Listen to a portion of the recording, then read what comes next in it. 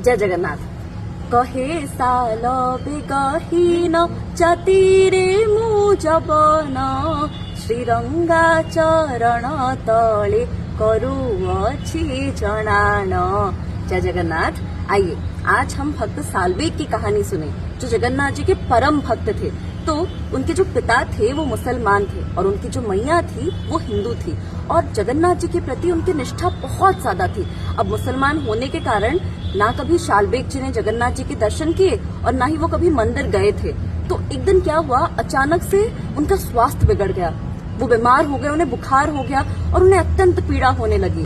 अब इस समय क्या करते, मैया के पास गए और मार्गदर्शन के लिए पूछा कि मैया बहुत कष्ट हो रहा है, क्या करूं।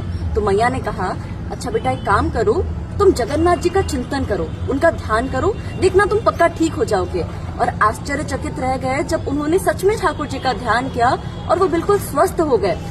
उसके बाद से एक परिवर्तन आया, जगन्नाथ जी के प्रति मन में अत्यंत अतः प्रेम, भक्ति, श्रद्धा, आस्था भाव जागृत हो गया।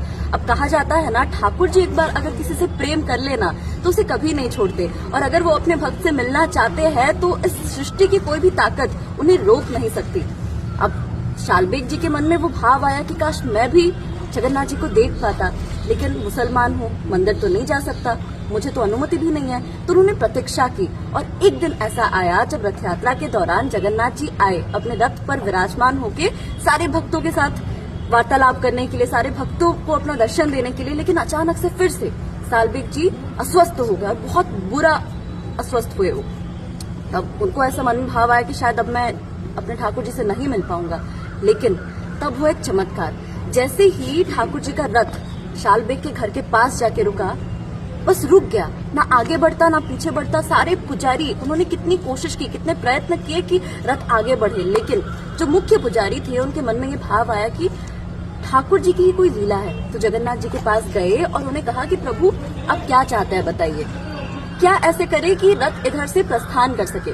तो जगन्नाथ जी ने कहा, सालबेग का घर है ऊपर, मेरा भक्त सालबेग है, उसको भेंट किए बिना, उससे मिले बिना मैं तो जाऊंगा ही नहीं। तो तुरंत पुजारी जी गए, सालबेग जी को ऊपर से नीचे लेकर आए, और सिर्फ उतना नहीं, जगन्नाथ जी के रथ में लेके गए। और तभी शायद अपने जीवन में प्रथम बार के लिए उन्होंने जगन्नाथ जी के दर्शन किए। प्रेम आश्रु आंखों से झर रहे थे, बस दंडवत किया, और वही पहला वही अंत।